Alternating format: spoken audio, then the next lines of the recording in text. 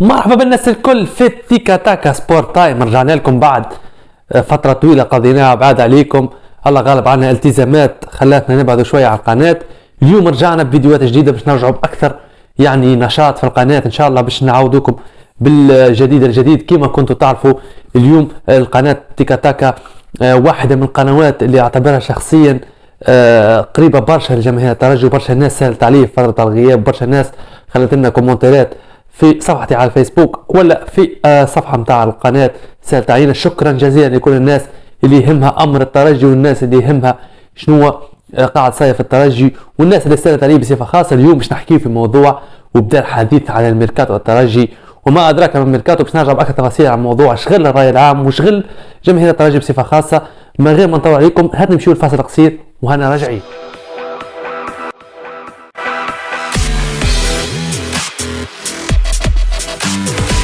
من جديد في التيكا تاكا. كما قلنا اليوم باش نحكيو ميركاتو، باش نحكيو على خبر يخص الترجي، هو قرب انتقال الدولي الليبي محمد سولة للترجي. اللاعب هذا الناس الكل تعرف انه كان في النادي الصفاقسي، ومن النادي الصفاقسي انضم في صفقة انتقال حر لنادي العربي الكويتي. اليوم العربي الكويتي كان صحح مع الدولي التونسي السابق بسام اسرار في اعتقادي انه الترجي اقترب من حسم صفقة محمد سولة على حساب شرارة لاعب الاردن اللي كان جابته الترجي. اليوم اصبح خارج حسابات نبيل معلول، واكد في تصاريح سابقه نبيل معلول انه شرارة ما هواش من ضمن اهتماماته او ما يتمشاش مع الخطه التكتيكيه اللي هو راسمها.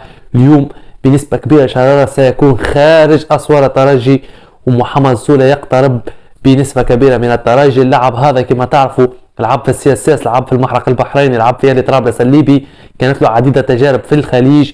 اليوم ينشط في النادي الكويتي العربي الكويتي اللي تعاقد مع بسام اسرار. في اعتقادي انه تعاقد الفريق الكويتي مع بسام اسرار باش يفتح المجال الترجي لضم محمد سولة. اللاعب هذا يحترم يعني لاعب مهاري ممتاز، خلينا نقولوا يمشي مع سياسة الترجي ما يمشيش، يمشي مع تشكيلة الترجي ما يمشيش. اليوم في اعتقادي انه وجود حمدو الهوني في الترجي ينجم يخلي اللاعب هذا يندمج ويعني يلقى روحه في الترجي. ما نعرفوش صيغه الصفقه قداش باش تكلف الصفقه.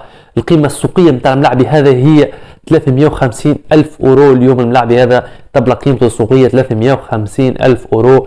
اليوم الترجي هل بس يضم اللاعب في انتقال يعني نهائي او اعاره؟ مازال نعرفوش الصيغه النهائيه، لكن الاكيد انه الملاعبي هذا قرب برشا من الترجي، وممكن الاسبوع القادم او اخر الاسبوع هذا يتم الاعلان على الصفقه.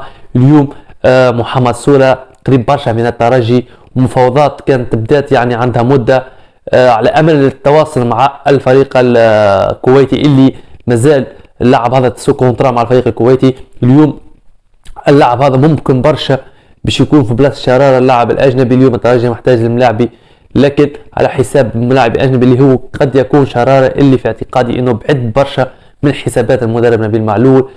مشكله ونقطه استفهام كبيره ياسر ونرجعوا لها في حلقه اخرى. الانتدابات تاع الترجي شكون قاعد يجيب في الترجي، شكون قاعد يشتري في الترجي، برشا فلوس قاعدين تتصرف على الانتدابات.